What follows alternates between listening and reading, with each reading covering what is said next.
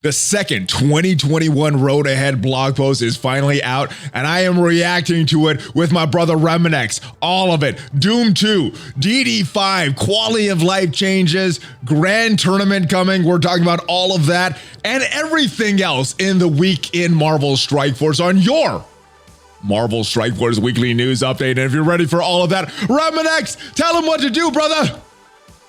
Oh boy, it's maximum carnage. ValleyFlyin.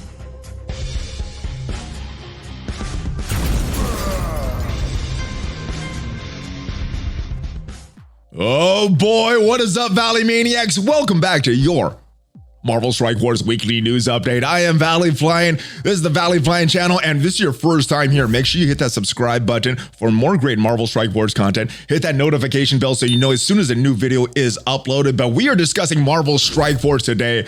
The Road Ahead blog post, a lot of new information. We're discussing all the little details of that. Our second reaction, because I think both of us did an initial reaction to that. Everything else in Marvel Strike Force. But before we get into all of that, Remanx, I got some Marvel Strike Force questions to ask you, brother. The first, and everybody's been asking this to me in chat. They're wondering what is going on with Remanx. So my first question for you, brother, why is Gamora? Well, that's we know where she is, but why is just. I think it's Doom 2.0, and you'll see it's a brand new raid and a new challenge level, and there's so many things from the blog and so many different ways to look at it, whether you're a new player or a veteran player. Let's get into it. Let's go. All right. I had no idea where you would take that question. All right. I do have a real question for you that everybody has been asking. Are you ready for the real question? Go ahead. All right. Are you free to play right now? Yes. Did you go free to play so that I don't have to? I did it because maybe we all should. All right, I think you might be right. There's been some positives, some negatives in the blog post, and I keep talking about. We are going to get into it, but this Sharron Carter event ended this past week, so I want to talk about that. And I think I did something wrong in this event. As you can see on screen, my Sharron Carter is only 5 stars, but I was supposed to get an easy 6 or 7 star Sharron Carter for this event. So what did I do wrong, Remanx? I thought it was supposed to be easy, but I went hard. I spent cores. Yeah. I spent a lot of cores on this event and only got a 5-star Sharron Carter. Plus I bought her offer. So why wasn't this easy? What did I do wrong for this Sharron Carter? So I bought 4 offers and I spent about 3,000 cores and I got a 6-star Sharron Carter. And it was relatively easy. All I had to do was open my wallet. All right. Well, that's not what I did. So I guess that's why it wasn't as easy for me. But yeah, I should have done that. Bought more offers, spent more money. It sounds super, super easy. So I got to remember that for the next time. So guys, next time, remember that yourself. 4 offers, 3,000 cores at least, and then you could get your easy 6 or 7 star character for the next event. But the blog post, this is the big elephant in the room. So we're going to get to all these little details, but let me get your big red, like 360 yard view. I don't know what it's called. I think you know, but let me get your big overview of this. What do you think about this blog post, the second half preview that we've been waiting for a while? Was this a positive, negative? Is this more of a mixed bag for you? What was your snap judgment of this before we get into some of the specifics of this blog post? So it's interesting because I was digesting it on stream, and a lot of it came down to the fact that it felt like they were literally kind of understood that they've been guiding our hands and kind of purposely planning our pain with our alliances and stuff like this. Interesting way to look at it. You know, and I think that's the thing, was they kind of wanted us to feel the pain of the alliance shakeup. Because if you're going to call it that there's some, player journey, and the player journey is to look at your alliance mates and be like, hey, slacker, you're not doing your lane. I got to either you got to pick it up or I'm out of here. Because this has been like the pulse of the community the past few months. Is I've watched people kind of just get frustrated and feel like they couldn't play with the same people they've been playing with in the past. And I guess that's something that happens. I mean, if I'm playing a different game and I want more homogenous ideals and stuff like that, but it was kind of drastic, right? Some of the ways that things happened. And For me, it was a little more mixed. Yes, there was some negatives, and we'll get into the specifics about real-time arena. I thought there was some negatives there. The specifics of requiring that locking that Gear 16 pieces behind Doom 2, an alliance-wide event or alliance-wide activity for your single-player activity seems a little weird, but I thought there was a lot of positives as well, and we will get into that. But yeah, there were some very glaring negatives. So let's get into it. Let's talk about the specifics. I want to skip over ISO 8 Blue. I want to come back to that. I want to start with level 85, the level cap. We knew this was coming. I guess every few months or so, or 6 months, 8 months, maybe 12 months, we should be expecting another level cap and level 85. I think most people knew this, especially from the data mine that occurred about a day or so before this went live. So what are your thoughts on level 85? How much gold crunch is this going to bring to players, or is this a positive to help with some of these more challenging content that we're giving? So yeah, I think one of the things I want you guys to read from that specifically is leveling up should feel satisfying. So that tells me that there's going to be a power jump from the level, just leveling up. And so that just tells me that they're going to tie some of the power into levels, and maybe each level will encompass more power. It's not just going to be going to 85, but I feel like it's going to be a significant change from what we had from 75 to 80. I feel like we're going to see a more like G13, G14 type of leveling experience.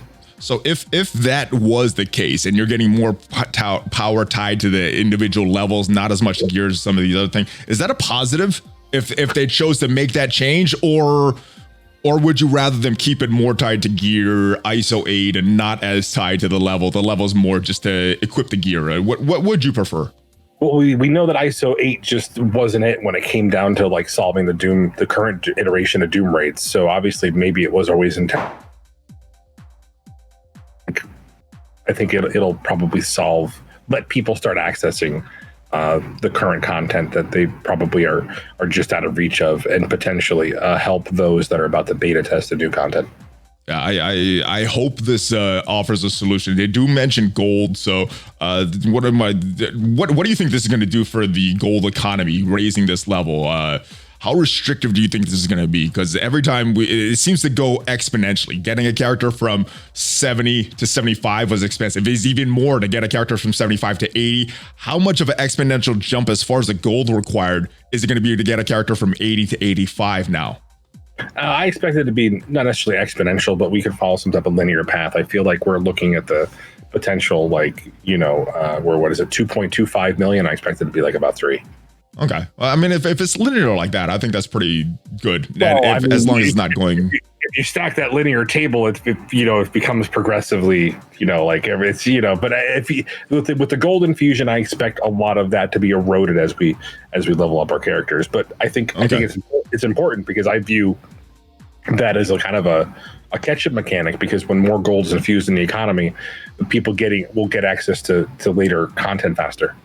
Yeah, again, and that new gold does help new players. That's one of my questions that I do want to ask you specifically. But gold is good for everybody. The old players, mid-game players, new players, everybody getting more gold. And they promise that they're going to get some when level 85 is coming. 4 million more per month is what we should be getting soon. Let's talk about this orange gear economy.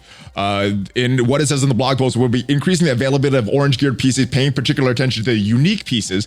They've been rather hard to come by. So I always get confused in these blog posts when they talk about unique pieces, origin pieces, unique pieces. Are these those gear 13 pieces that seems to be the hardest? Because 14 uniques, 15 uniques seem to be a little easier. We have those orbs. Nothing has been done about these 13, which if you guys aren't know what we're talking about, I'm talking about the things like the alien spores, the gravitonium, or those type of pieces that every character needs.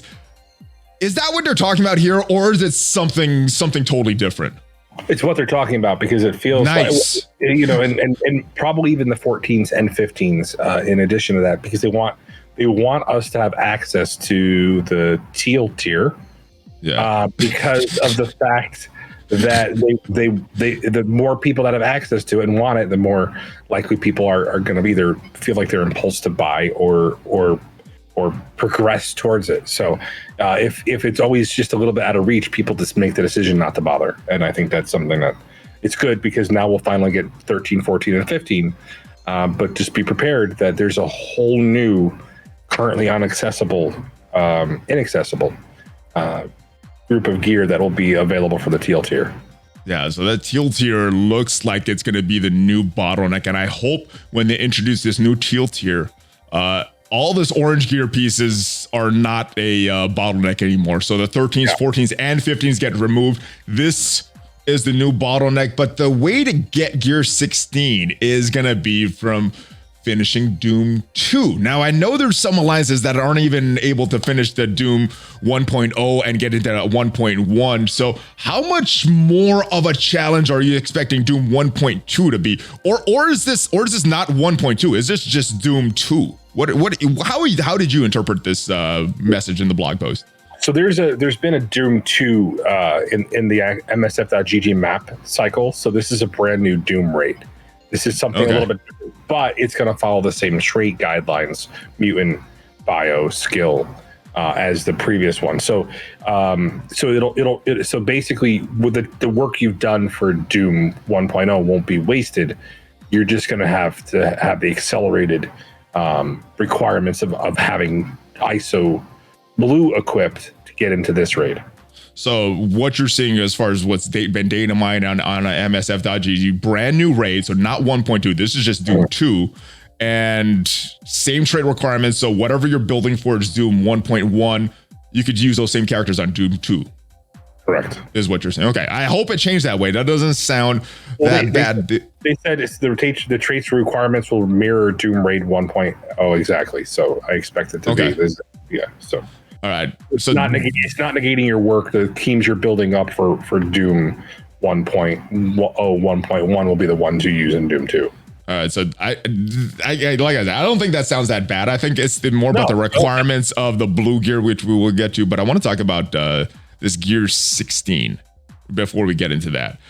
Because to do this Doom raid, that to get into Dark Dimension, you need these gear 16. To get the gear 16, you need to finish Doom raid. So to get to this Doom raid, it says one of the primary ways to get gear 16 that we're going to need to enter Dark Dimension 5 is going to be from this Doom raid 2.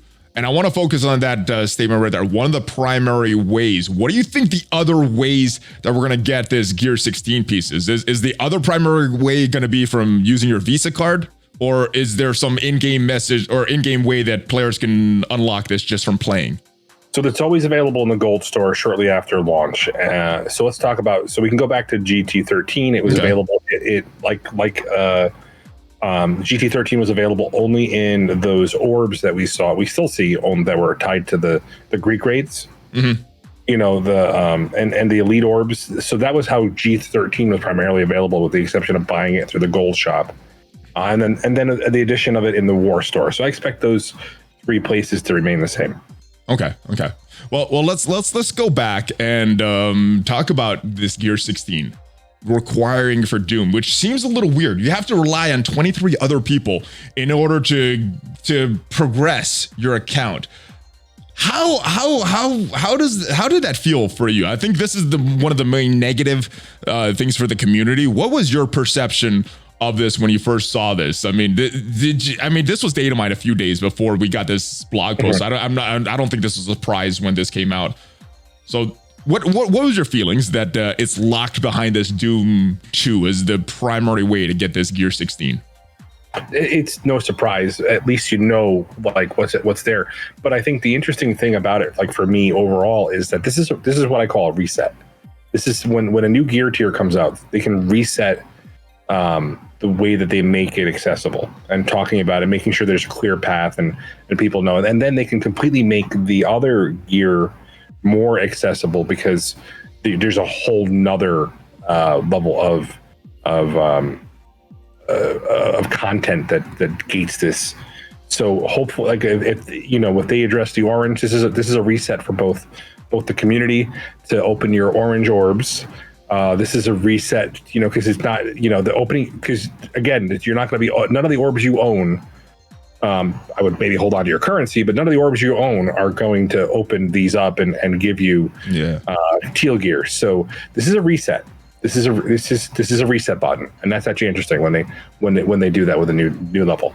All right, so reset button sounds like it could bring some positive changes, but I think the big negative is what this does to alliances, because it does this bring all the whales into one alliance, or is this going to split up alliances, some that have been playing 3+ years together? Because, does this eliminate casual alliances? Because now you're going to have to really push to get this teal gear. You're going to have to push to get into Dark Dimension 5. You're going to have to push to get this progression. That's tied to not just you and what you do. That's tied to a bunch of alliances. Was this some kind of master plan from Scopely to say, hey, let's get the whales to spend more, bring them all together in alliances?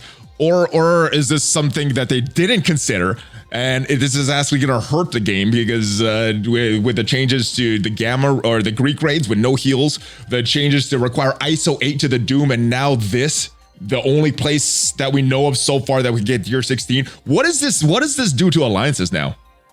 And I'll be very clear. To me, I read this as get ready to beta test our Doom 2. Because honestly, and firsthand from behind the scenes, the amount of from December of last year, I've been pushing for some of the changes that we've just begun seeing in the raid, and I do say they're listening to us. I mean, I don't want to, but I think it was too slow to prevent some of the pain that some of the top alliances faced getting through these raids on a daily basis. So I'm a little concerned because I just, we'll talk about that more, but there's just something missing, and I like the fact that there's a reset button. I want to believe that this is a chance for them to say we're gonna have a commitment and give you guys like a real game plan about when this becomes additionally accessible, and 13, 14, and 15 are yours if you follow the process. But the track record is there, right? It's just I'm still. I know. It's that old thing. Fool me once, shame on you. Fool me twice, shame. I keep wanting to be positive, though. I'm keep thinking. All right, they've learned from their lesson. They've changed their ways, and I get some positive. And they skipped it. So let's be very clear. They weren't. So we weren't due for it until 17. They're skipping a tier, and it sounds like they're signaling that they want to hit a reset button. Is it a reset button because they want to make more money off of it? Is it a reset button because they want to make the orange more accessible and bring more people up? It could be both, and maybe we shouldn't be upset if it is both. And that's the thing. Time will tell. Time will tell with that, right? All right. Let's talk about the requirements for Doom 2, because that's another huge pain point from the community. Not just having to do that, not just having to do Doom 2, pushing for that, recruiting based on that, and how difficult recruiting is right now in the game. How much more difficult this is going to make it. You gotta have ISO 8 blue on your characters just to get into Doom 2. Not only that, you have to finish Doom 1.0, 1.1, then you're going to be able to get into Doom 2. So what is some of the main issues with ISO 8 blue right now that you're having? So the biggest problem was trying to target farm. Like you have that right there in your second tier. So you're trying to get, so what we're showing in it is this Thanos missing this protector, the resist on this. I've been farming this for about 2 weeks, pulling these, open all of the orbs and trying to get this. Big problem with this. Yeah, it's one of those things where it's just they didn't need to lock RNG behind it. They could have just made it a currency store and you bought it inside of the store. It's a big miss in my opinion. And more importantly, if you did get it and you're ready to equip multiple, because what will happen is when you're done with this, you'll have 3 or 4 characters that maybe you'll be able to bring up. And then I had to spend $100 in Ion to finish my symbiotes so that I can make sure that me and Boomer can get the skill. Oh my goodness. All right. But not anymore, right? We're going to have to grind it out. You're going to have to grind it out, brother. You're not going to just be able to rely on your wallet. You're going to have to grind to get this gear. And yeah, I think the RNG is one of the big issues with this, because like I said, I've been trying to get this last resist piece for weeks now, and I've gotten a ton of these damage pieces. How much? I got 27 damage pieces. I don't even have. I got 4 of these resist pieces, and that's from a week of doing this protector. So you have like 90, and then 4, and then it'll feel even better knowing that all that other stuff is just going to waste. Going into the RNG wasteland because just poor design.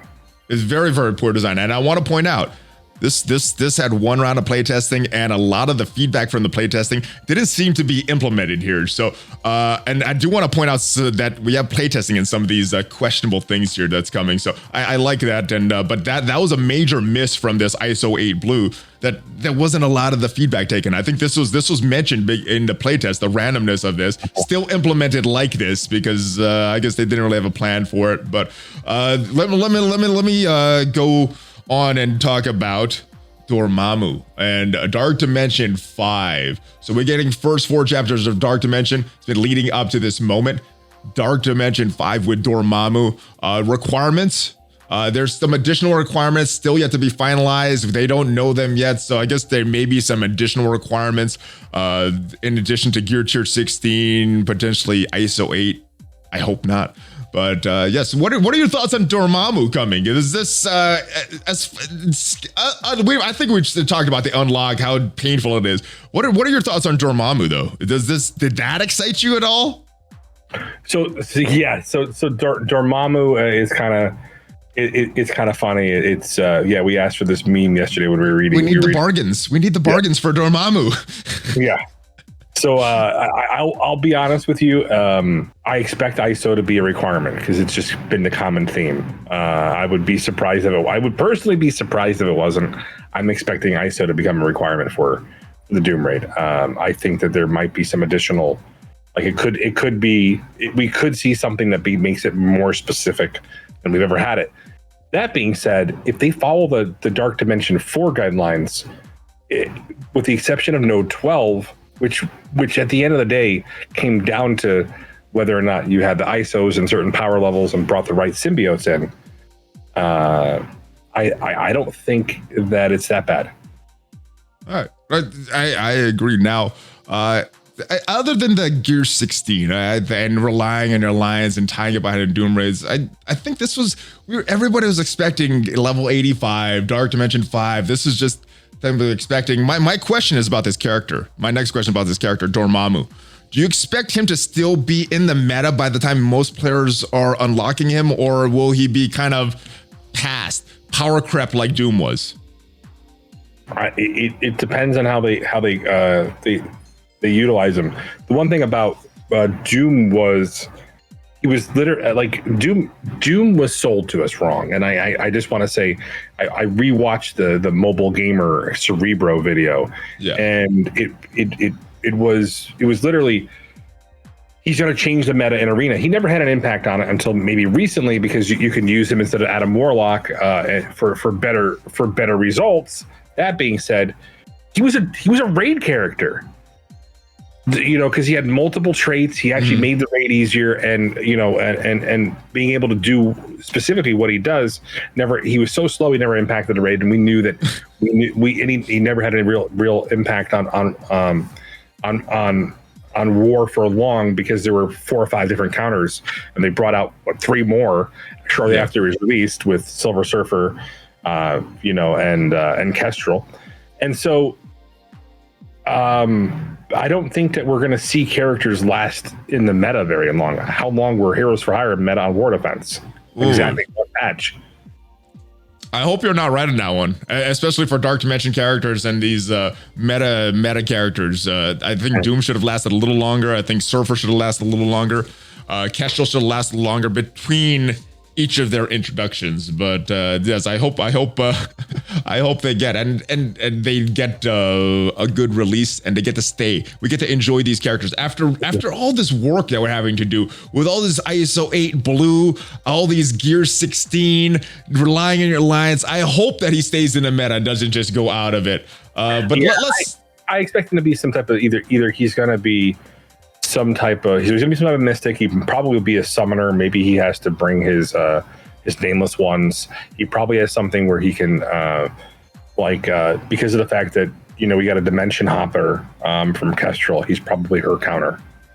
Quick predictions on where you're going to be using Dormammu, because you got to be already be completing Doom 2 to get Dormammu, to even get into Dark Dimension 5. So where do you think he's going to be used? Dark Dimension 3? Maybe another raid that hasn't been announced yet? Maybe in this new Grand Arena? Is that where he's going to be meta?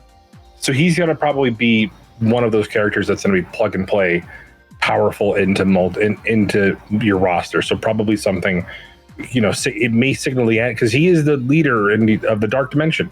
He is the overlord of the Dark Dimension, and maybe they usher in a new era where they put a different character at the end that is a leader of the Dark Dimension. You guys can leave that in the comments if you guys know what I'm talking about. But specifically, I think that he just offers so much power, and maybe he becomes a Dark Dimension specific character if they continue down this path going forward. But it'll be interesting, because we'll have to see the implementation, because he has a very he's a very powerful character. Yeah, so, I think he will be a very powerful character. We'll have to see what they choose to do with him, how relevant they make him, where he's going to be dominant, and how long he's going to be dominant for. Let me know your predictions in the comments. But let's talk about Alliance War.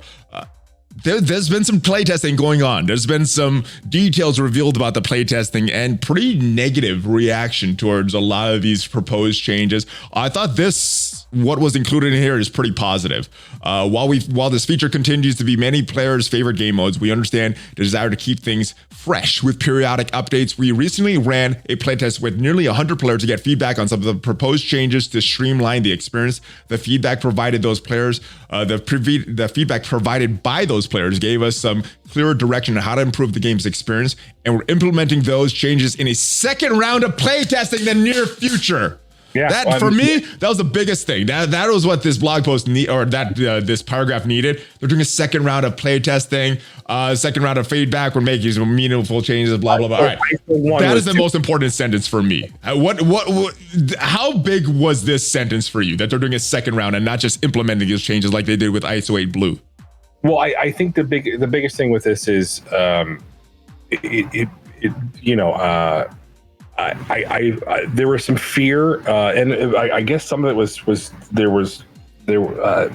people were quoting like the game developers and saying that it was going to look like this, and here it is, and there was it was a little bit of fear mongering in the community, and it did frustrate me, because I did know that there was going to be a second playtest. It was announced that there was going to be a second playtest. Was that announced when you guys were in the playtest server, that you knew that was coming, or was that something later that was said, all right, we got this feedback, we want to do another round after that? It was probably somewhere in the middle of the end of July that we kind of got that there was going to be a second playtest.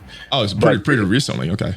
Yeah. So, I mean, it was they want to, they really, the problem they have is, I think they don't understand what we want from the game and what we're looking for from the game, as far as like time to completion for war. There's a big difference between what I do in a war, Valley, and the way that you play a war, and the way that let's talk about that. What changes do you want to see them implement? Maybe it's some of that they had in the playtesting. Maybe it's something that they didn't have in the playtesting. Yeah. What do you think would be proper for them to change an Alliance War, for them to make this a fun game mode, not just for players at your level, but maybe for players that play it less competitively, and maybe make it, maybe entice them to play a little more competitively because it's fun.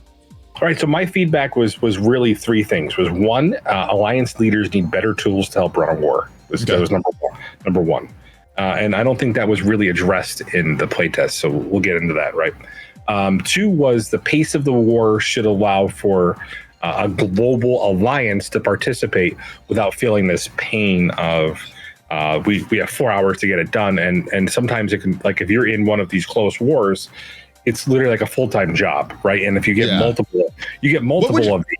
So what would you say is a solution to that? Because I think that's the biggest problem for a lot of people. The time that it requires, having to babysit for the first few hours of war if you're in a competitive alliance, having to check your phone every time there's an energy drop. So how would you solve that problem? So that's kind of like what we're looking at a different game mode that's coming up, is because that because there is no time to completion. It's all about efficiency. Mm-hmm. So I think the idea behind this is they could potentially give us like specialized buffs where basically you have you can avoid, like you can like get like a skip card for like a room that's like really hard. Somebody puts like, there's a 1 million Infinity Watch, by the way. That's what mine is on defense. Wink, wink, nudge, nudge. But I don't want to face you in war. That sounds horrible, dude. What I'm saying to you is you can have a skip card that you basically go, okay, I don't want to fight that. You know, and okay, so you could open up the room. All right, that's an interesting thing. I would like that could be interested in next playtest round. The idea was to speed it up, and so the magic time for me for war was right when it was released. Right, it seems like when it was released, it wasn't horrible. It's kind of fun. We were experiencing it. But, if it was released in the summertime and we had people like on vacation and whatnot, and we still won wars with people on vacation. You can't do that now. No. And I think that's the problem is where did we start? Where are we now? And how to get it back to that first initial experience where it was different. You mentioned it. Make it efficiency based. They talked about this with Grand Arena. Why don't they make this wholesale changes to Alliance War, make it all based on efficiency and not make it be that race that it is right now? And that could eliminate a lot of extra time in the game that people are doing. What is to stop them from doing that? I think because the idea behind it is how do they sell us the pack of shame. I never will buy that. I don't care. I'll get kicked from my alliance before I buy that. It's horrible. What I'm telling you, it was a requirement at the higher end alliance, and to be fair, if they lose that revenue, they have to make it up somewhere else. And I don't want to see $70 character packs. Oh my goodness, they just got to make this game fun, and the monetization will come instead of focus on monetization, and hopefully people have fun. I think they're working at this backwards. But yeah, I think this is positive about about Alliance War. Yeah, let's talk about real-time arena, which is the next big feature, which is next year. What is this? Real-time arena. What? These changes. All right. Yeah. Well, I mean, I'll be honest. Hold on. Let me read these for the people on the podcast at home that don't do this stuff. So, it's going to reduce the initial loading time.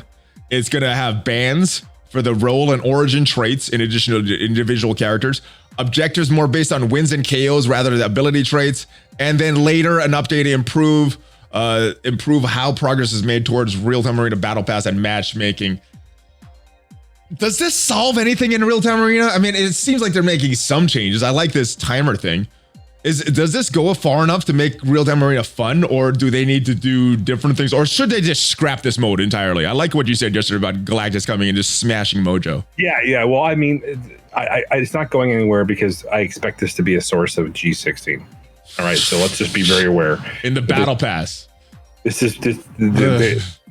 made the part of their success was the battle passes, and regardless of what that is, they don't know how to sell us that RTA battle pass, the contents in that, without making it something that we interact with, and I think that's a concern. I mean, I know that it's a nightmare unless they really improve matchmaking by drastically increasing the amount of, because if you reduce the amount of screen time and it's real time, then the matchmaking becomes a nightmare, because I play for an hour and people near my power level play for an hour, and over the course of a week, eventually we're not fighting each other anymore, and it's just the guy that we don't fight each other anyway, Remanx. We just throw that thing on auto. Let's be honest. We don't really fight each other. And I think that's a failure of the system. So I'm not a big fan. I just don't think they know what to do with this yet. Maybe they figured this out, but it's just it's a real-time failure. All right, so here's the thing. None of these things have been tested. Real-time arena was not tested at all. Every change that they implement, sometimes they make some improvements, sometimes it makes it worse. None of them get tested. Why isn't real-time arena ever tested? That's why it's such a trash game mode. That's why the community outright just hates it. These things may make it better, they may make it worse, but none of it is tested. I think that's the big problem with real-time arena and some of these other big fails in the game. So, judging by this, do you think this is going to make it worse or better? But the origin and role traits, in addition to banning individual characters, Does this make it better or worse? I mean, are they going to ban full traits like all protectors are gone or all bio characters are gone? Does that make this better or worse in real-time arena?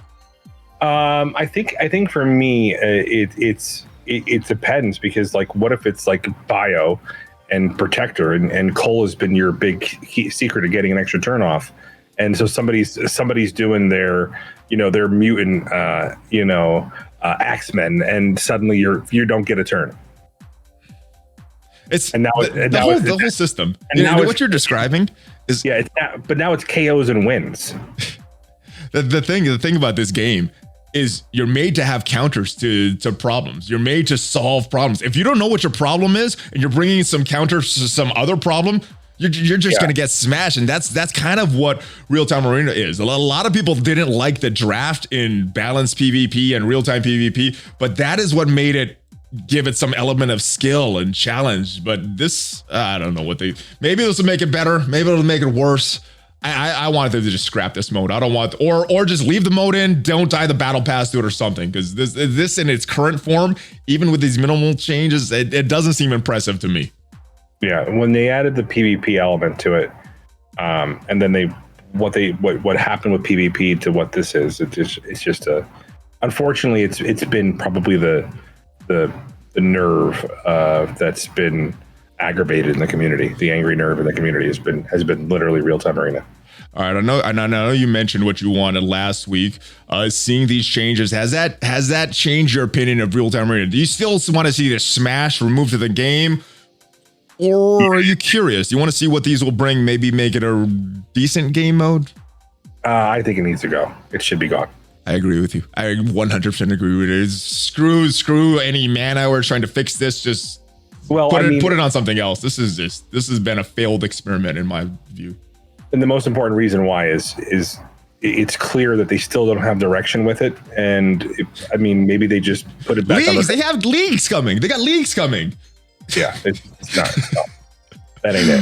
All right, let's talk some positive. We've talked about a lot of mixed things, real-time arena, some negative things. Let's talk some positive things. And I guess the only negative about all these things is they should have been done sooner. But all of these things are awesome. Now, economy, I guess this is more quality of life, but they're continuing to make the economy that's good. Save squad tabs, my goodness, how long have we needed this in this game? I mean, Star Wars has since before global launch of this game. We're finally getting this. How happy are you with Save Squad tabs finally coming to Strike Force? Yeah, so I mean, this is a big deal. I think this is great. The fact that these tabs are there, and I know that it's been probably a little bit of a labor of love from engineering portion of it, but it's about time. Yeah, definitely about time. Auto basic. Now, so what this is, if you're not familiar, when you hit auto in the game, it usually cycles through ultimate, special, and basic. Whatever's the highest one does that. Individual characters a little different, but normally you're going to use your ultimate and specials when you don't want to. Auto basic, if you hit that, is going to be valuable for you in the raids and in Dark Dimensions. When you hit that, it's just going to go basic. Some people, I saw some in the comments, why would I want this? I want to play the game. Well, if you're playing the same exact raid for years, it gets a little old. So you want to save as much time as possible. I like this. What are your thoughts on auto basic finally coming to Marvel Strike Force? So there was a little concern about it. It looks like, so it's an advanced option that you turn on. So you have a second button in auto combat. So it'll say auto and then auto basic. To be very clear, that is something that would have probably gotten us through the bio nodes a lot easier, because like timing out has become a thing, and so and in bio, symbiotes need their cooldowns, so that's why the bio is important. Yeah, and so let's just say, is it too little, too late? Is it just in time for Doom 2.0? Well, we'll see when this actually gets implemented. I wanted this implemented yesterday. This is gonna save me hours per week on hitting basic. Choose this target, basic. I could just hit that button, put my phone down, and go away. I love this. Sort by character level. I thought this was already in the game. I wasn't very impressed. I was like, we couldn't do that. It's actually kind of important, because what it does is, I thought it was already here though. Well, and so this is the problem when you're leveling up characters. Like if you're trying to, and especially if leveling a character is significant, if it becomes to the point where taking a character from 80 to 85, 81, right, is a power jump, you're going to want that feature because maybe you don't revisit that character for a while, and you're going to want to be able to sort so you remember what you're working on without having to make it a favorite. It's a big deal. All right. It's something that, like, if you look at people's rosters when we do roster reviews, or roster roasts, you can see how many unfinished projects there just are on the roster. It's funny, and I think I got a bunch of those. I got a bunch of those as well. And that's because you've never been able to sort it by level to figure out what you were working on. I thought, for some reason, I thought that was a feature that we always had. I've never done this. I'm glad it's like a lot of stuff. I'm glad it's here. It's a little overdue. Yeah, it's cool though. All right, let's talk about this. Let's talk about this as in its own segment, APIs. So basically, API is a way that the game can interact with some third-party software. We currently have that, and we've had it for a while on msf.gg. That's why you can see some of the raid info, the Dark Dimension info that you talked about earlier. They've gotten up to 400 emails of other third-party software sites that want to get access. But the big thing, and they mentioned it here specifically, the previous blog post, they mentioned the API. They didn't mention the specific thing that players want. So let me read this here and get your reaction to it. One big thing, possibly the biggest thing, not possibly, this is the biggest thing. Players want the API, is the ability to import their roster into a platform where it could be easily viewed, shared by themselves and other players, especially with their alliance. With this in mind, we've made work on this additional functionality of the API a priority. This is one of our many long-term commitments to supporting the awesome community of players. So this is something that, again, Star Wars has had this since before global launch of Marvel Strike Force, but this is finally coming. How big is this going to be once we finally get the ability to export our rosters, share our rosters with other people, and not just in the game? What kind of a difference is this going to make for you, Remanx? Yeah, so to be very clear, this is something that literally was the reason why the community has wanted API. Was literally this. What? Yes. You're telling me this is the surprise, and this is the functionality you're working towards? No, I get it. It's because in their defense, I don't think they're saying this is a surprise, but I'm glad that they're mentioning this. Well, what I will tell you is, and I want you to say, there's been some of the folks were actually in the community were against it because they felt like it was going to be potentially intrusive. So I think that that was part of why there's always been a little bit of pushback, is because people were afraid. Was that from the community, or was that a fear from the devs that they would be able to, people would be able to hack into other areas of the game? I don't know. All I'm going to say to you is the idea behind it is some people didn't like the fact that people can look at their. Don't share the link. I don't know. I like this. You share the link with people that you want to see your rosters. People that don't have the link, they can't see your roster. I don't see any downside from the community. Yeah, so World of Warcraft had this since 2006, where you can click on a person's name. It's only 2021, guys. Come on now. Yeah, I mean, and I think that's the big deal here is literally is this. Like, why wasn't this here before? I'm glad it's coming. Where is it? We're finally getting something that should have been here in day one.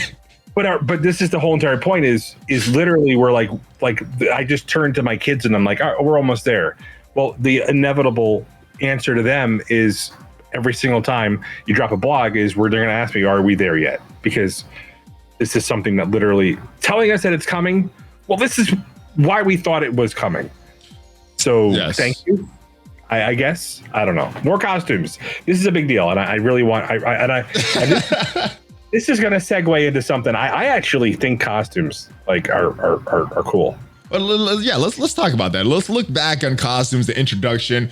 When I saw them coming, I'm like, all right, this is a cool additional feature. This doesn't make up for gameplay or content in a game, but this is cool. In addition to that stuff, what is your perception of the costumes looking back on how it's been introduced, how it's been implemented, what characters have gotten costumes?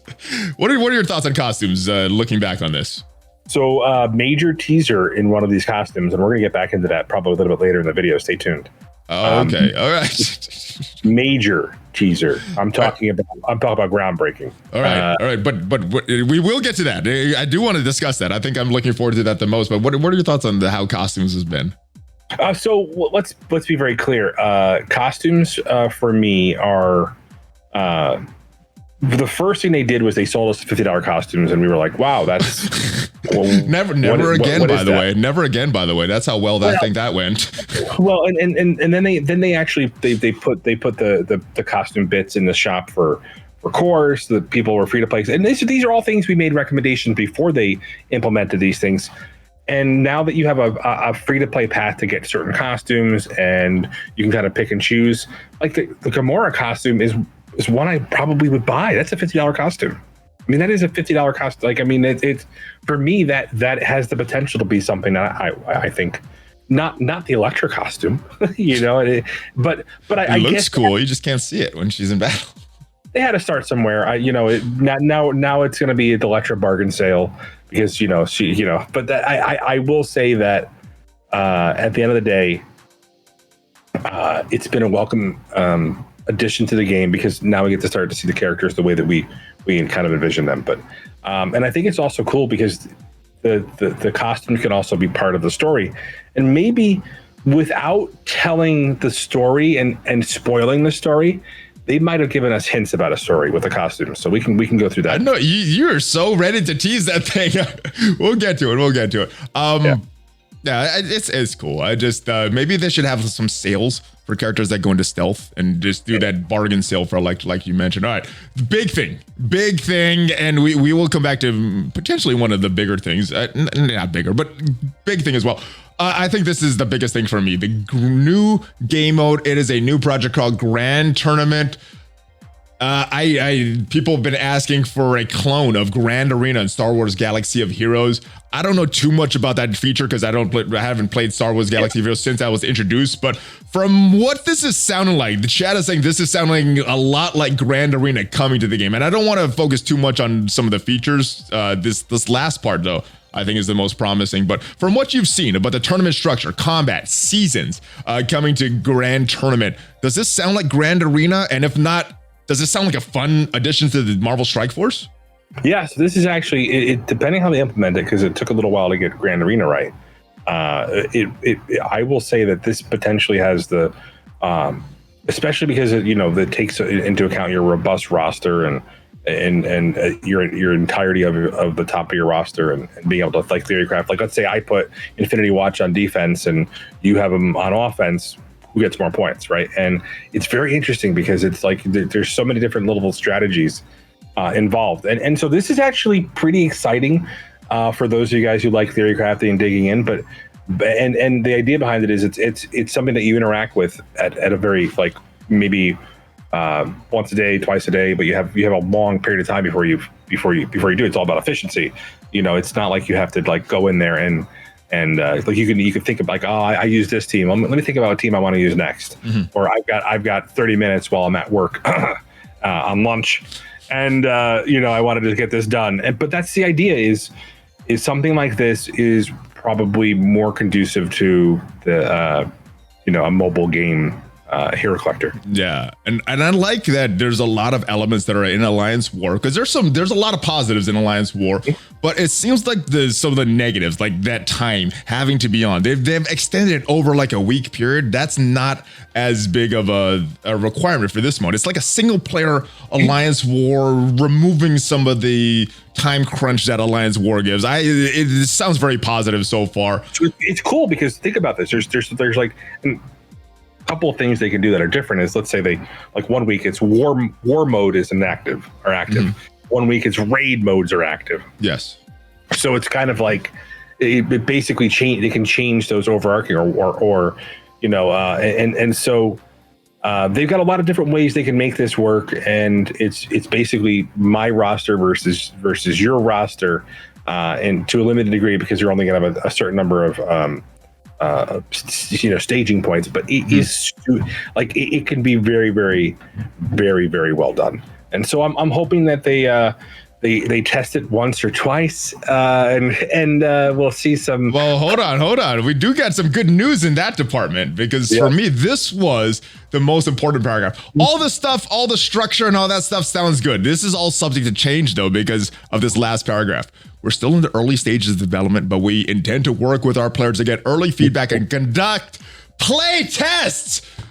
It seems like they've learned from their mistakes. All the negative, all the pain in this game is from non-play testing, and all the major things that they're looking like they're adding. This what is this called again? Grand Tournament. The second round of Alliance War changes. It looks like they're doing play testing. So from that perspective, it seems like they've, before introducing something into the game, they're playtesting. And I don't know what they're going to do with Doom 2 and Dark Dimension, but at least these two things they're playtesting to deliver an experience that's challenging and rewarding for all contestants. And for me, that line, challenging and rewarding, that sounds like fun. Does that sound like fun to you, Remanx?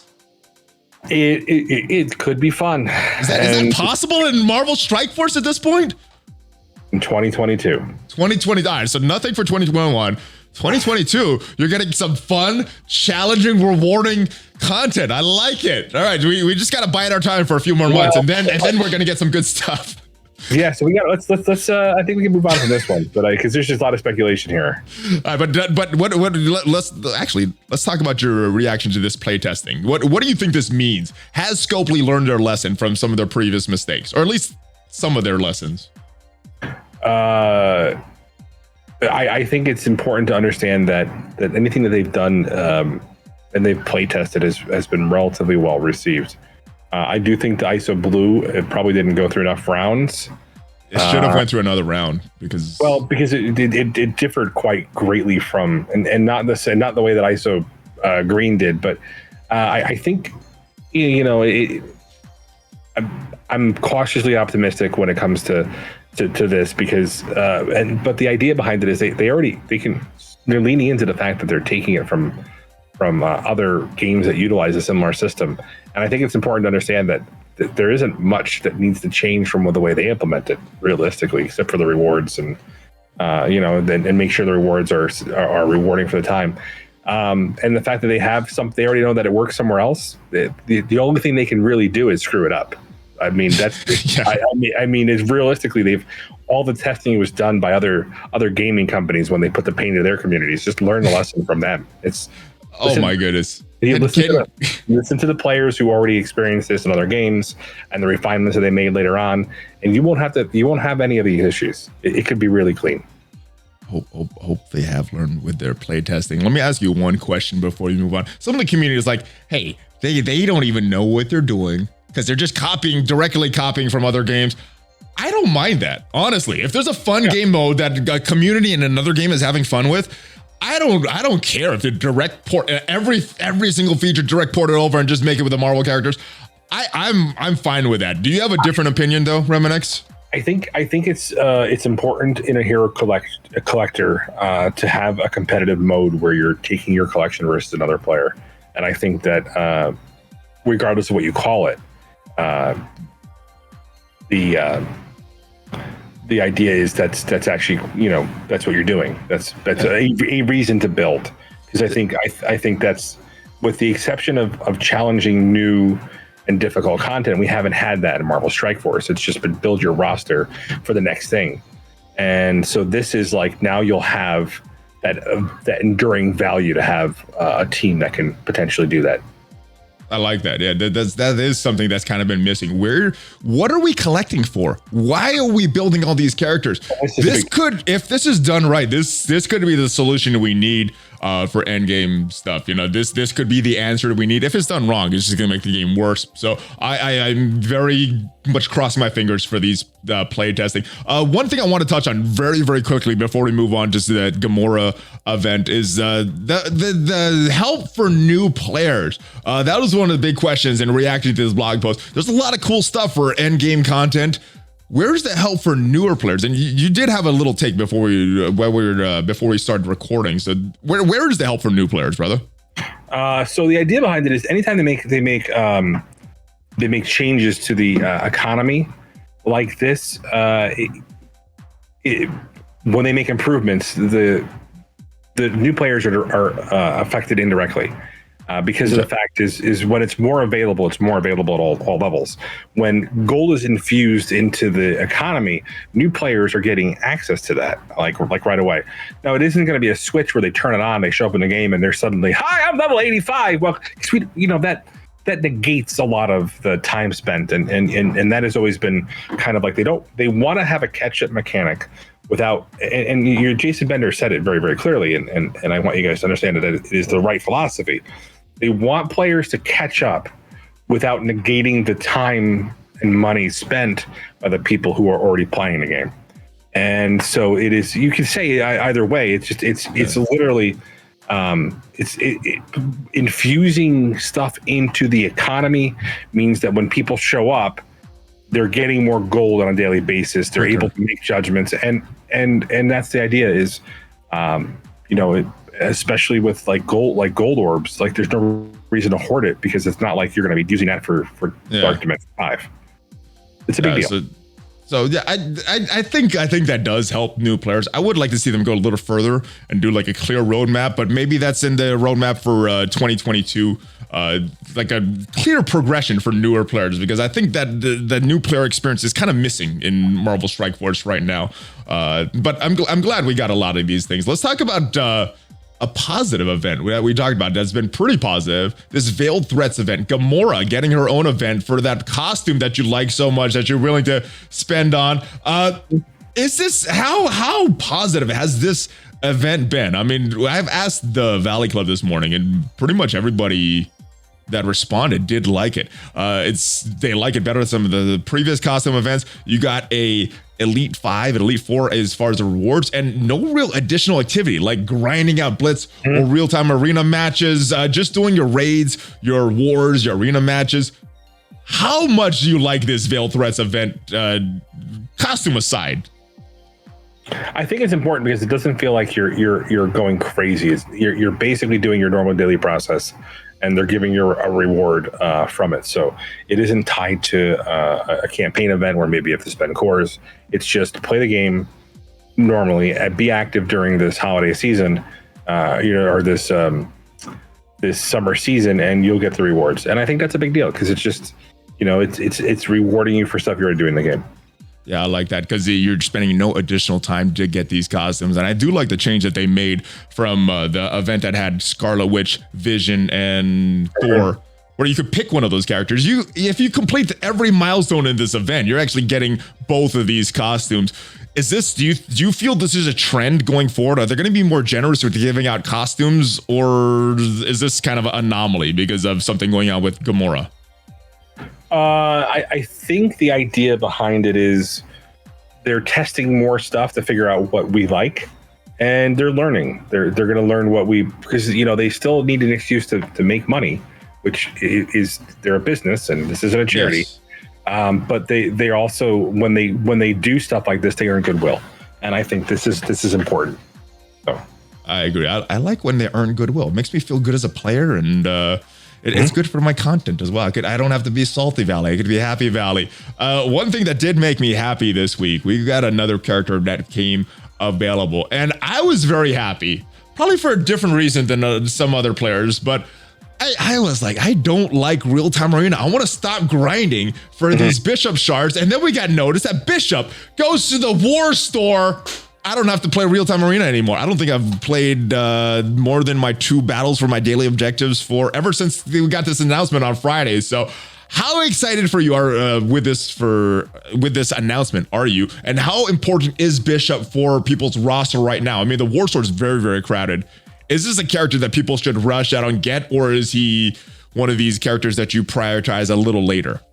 So the second you get Jubilee, Bishop is number 2 on the team, right? Because realistically, you can pair them up and have the magic beginning a part of your Axemen, and Axemen are the end game mutant raiding team.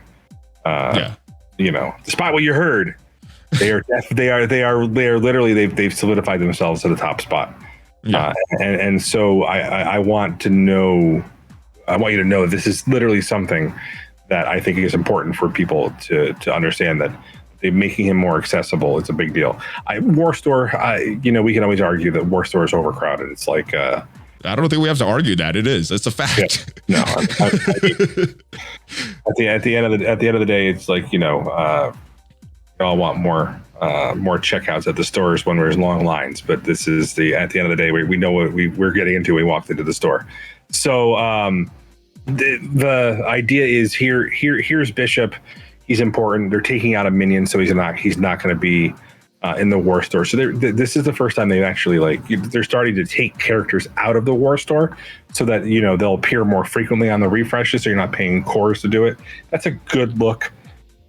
I really like the fact that a lot of the RTA pass stuff was going to the arena, but I guess the arena credit store has become a challenge and become more convoluted, and so I mean, to be very clear, going forward, I don't think that we're they actually brought Arena more in line with the War Store, to be very clear. I mean, if instead of it feeling like, oh great, it's an Arena release, now it's like, oh, we got an Arena orb and this really expensive cost. So they kind of reversed the way Arena releases is when they go to that normal price. So we're getting kind of like preview releases with that stupid orb. We're getting preview releases with those increased costs, and then we're getting their normal releases with the normal. That's how I view it. That's why I'm not upset against the rest of the as much as the rest of the community about the Arena store. That's not the real release. The orb is not the real release. The real release is the normal price, and we haven't had Red Guardian get to that price yet. So we haven't. That went through the Arena store just really quickly. The last was it Scream, Red Guardian, and then Shatterstar. Shatterstar's in the orb now. Scream is at the increased price. Red Guardian's at the increased price. So you mean a legendary unlock in an orb? Yeah. So, I mean, I don't agree with you there, because clearly. Is it right? No, but that's my way of viewing it. So I don't know if you need to agree with me or not. It's just that's my way of viewing it. That's why I'm not as upset. So that's the rationale. All right. Do you have Adam Warlock? Do I have Adam Warlock? Yeah. Yes. I know you did. Did you have to get any arena orbs to get him? No. Yeah, I think that's the difference. I think people that are feeling that pain are probably maybe that's why I'm not as upset. Maybe I don't know. Maybe it's a personal thing. I don't know. Let us know in the comments, because I don't. I mean, I maybe I'm off the mark. Let's move ahead to this though. The scores for Maria Hill. I pushed a little bit. I wanted to get this character. Got into the top 100s, but the scores were very odd this week. It seems like there's less players in the game. People that used to be comfortably outside the top 4,000 to get to that 1%. Now placing in the high 3,000 marks and still not in that 1% because I guess there's not as much people blitzing. What does the Maria Hill blitz scores mean to you? It's hard to understand the data because it's not. I'm never sure it's right. I'll be honest with you. I'm never confident it's 100% accurate with the way that maybe the banding changed. I just don't know. I don't like to predict activity from blitzing. It's the summertime. It could just be, What instead of predicting what's going to happen in this future Maria Hill blitz that's starting tomorrow, what do you think it means? What do you think the scores from this past Maria Hill blitz means? Do you think that means that less players are playing, or was it this just particular blitz? Is it something about Secret Avengers, or are people leaving MSF? So I think it's all three of the things, and the fourth one is potentially that summertime. So I mean, I think you take all these things, COVID being allowing us back out into vacation mode and stuff like that. I think people just didn't want to bother with it, and whether or not they're playing the game at all anymore, or whether or not they just don't care about the Secret Avengers. These are all things that are just speculation at this point in time, and it's probably column A, B, C, and D, and not one or the other. Yeah, I agree. I think it's a combination of all those things, and like you mentioned, summer. I forgot about that because we didn't really have a normal summer last year.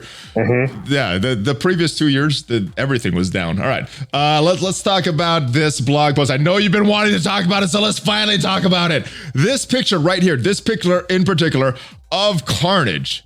Yeah. What is this picture? Why are you so hyped? Because I know you're super hyped about this. You were explaining to me right before we started recording. What does that picture mean? What are we speculating with? What is coming with this picture? So the idea behind it is maybe they're giving us a story. maybe there is something coming to the game. They're using costumes and potential teams to tell a story. So that is Maximum Carnage. Okay. And that was the basically the first time we started seeing Knull being brought into the Marvel universe. So I think I know where you're going with this. So this is potentially a lead-in, and so the other thing about it is, I think, and I'm pretty sure that like Cloak and Dagger figured pretty heavily into that story. Oh yes, let's take a look at that screenshot right here. Yeah, so there's 2 hooded characters, 2 characters out of hair, and Cloak and Dagger's been rumored pretty hard for this screenshot. And so how does Cloak and Dagger relate to Carnage? Well, they were just featured heavily into the story. I always encourage people to go back to the Marvel stories and experience. That's the Knull storyline that they're featured heavily in. So it's basically it's kind of like it's the Carnage leading into Knull. So it's basically like the intro to Carnage. At the end, they kind of, well, you'll see if you haven't engaged the story. It is one of my favorite story arcs in the Marvel universe. It's a great it's a great little series, and anybody who saw that picture knew immediately it was Maximum Carnage. And I wouldn't even talk about it on my stream because I want to talk about it in news today. So I was kind of. Oh, thank you. All right, you're getting the exclusive look, guys. Valley Club. This is Maximum Carnage. Could potentially lead to Knull. So what are you expecting if Knull comes to the game? What is he going to do? What problem would he solve? I mean, because Secret Avengers, I don't know what problem they solve. I think that's the big thing. What is Knull going to solve? So Secret Avengers are and I've said this before, are 100% your Doom 2.0 team for skill. That's because of the fact that it's going to be a ramp up in power. And so you need to know that this is your bio solution coming up with the symbiotes. He's basically going to empower the symbiotes to become potentially the team. If this is indeed what we think is happening, and we've been kind of like, oh boy, Knull has been kind of teased in the background in the past, but this Maximum Carnage storyline is a big deal. All right, so guys, let me know your thoughts. This picture right here, Maximum Carnage. Does this mean Knull is coming? And yes, so Knull may or may not be coming to Marvel Strike Force based on that image, but what is not up for debate is this image right here that was just posted on the official Marvel Strike Force Instagram account. It was posted as I was editing this weekly news video, so Remanx is not here joining me for this segment, but as we can see in this picture right here, Lady Deathpool, as indicated by this previous image posted on social media with some silhouettes here. One of them very likely to be Shang-Chi. It looks like the other one just confirmed to be Lady Deathpool. As we take a look at this image, Marvel, hashtag Marvel Strike Force, hashtag Deathpool. So Lady Deathpool with the purple, and that looks to be confirmed. The other character from this image that we talked about looks to be Shang-Chi. And I guess if all the rumors were correct, I guess the other 2 are Cloak and Dagger and may or may not have some relationship to Knull. So let me know what you think of this Lady Deathpool picture, this silhouette, and let me know what you think of her inclusion in Marvel Strike Force. Remanx, it has been a pleasure. It has been a long news video, as it should have been, because we had a lot to discuss, a lot of cool things coming, a lot of frustration coming as well. But it looks like there's hope in the beginning of 2022. Final thoughts, brother. All the stuff, all the good, all the bad. You going free to play. What is the conclusion that you've come to with all of this stuff, brother? I just wish it said somewhere a commitment to excellence, and we have a renewed commitment to excellence, and because these continued bug releases with the Red Stars and whatnot, there's no mention of any type of Red Star rework economy giving us agency over our rosters. I know that we criticize themselves very harshly every time that happens, though. But very harshly. Like I'm saying, it's just if they can string 3 releases of characters in a row without issues, maybe I'll do it. But I mean, I guess you're gonna be free to play for a while then, Remanx. I mean, and that's a big deal. I'm pretty much I'm not going to pay for bug characters anymore, and I'm not their quality assurance anymore. I'm not going to be going like you see the effort I've made to kind of make and it's put a little bit of a toll on me. Let them do it. Yeah, let them. I like this new Remanx. Let them do their own work. You don't have to do the work for them. They need to do their own work and see what it's like without Remanx spending all this money and doing their quality and bug testing and all this stuff for them. Let them solve that stuff for themselves. I like it. I like it. So I think this is positive. I think this is positive. Scopely's got to do their own work, and hopefully they make good on the positive things that they're bringing, and hopefully some of the negative things that we're kind of thinking is going to be coming to the game, hopefully they're not as bad as we think, and that's what I'm hoping for. And I think 2022, the game mode sounds fun, and I like that they're playtesting. So I think there's a lot of positive takeaways. There's a lot of potentially negative coming, but I want to focus on the positive, and I don't know. I like having fun. Remanx, it has been a pleasure, my friend. I'm glad that you're decided to stop doing all that free work for Scopely. But let everybody know where they can find you, my friend. Hey, we got a lot of stuff coming up. You'll start seeing the videos, a regular release cadence over on the other channel here for my Marvel Future Revolution channel. I am the leader of X-Force in the Alliance, and we're nerds. Well, we're having a lot of fun. We're definitely learning and we're focusing on community building and some elements and we're growing pretty quickly over there, and so more importantly, I'm not done with Marvel Strike Force. I just needed a little mental vacation from it, and I think it's definitely important going forward. So. Nice. Yeah, so I think that is also important. Take breaks, mental breaks. If the game is wearing you out too much, like it is for me, all right, you're ready right now. Let's just go. Thank you, Remanx. All the links will be down below. Give me that Hulk fist pump. Remanx wants to get out of here. Thank you, brother. Thank you for joining me. Thank you for your insight. Thank you for your opinions. Hulk fist pump, ValleyFlyin, and Remanx. Out. I gotta go to the bathroom. It's so bad. I'm sorry. I've been holding it. It's been crazy. We can stop the recording, brother. We can stop the recording and edit it together. Blitz energy drink. I'm sorry. All right. Let me know next.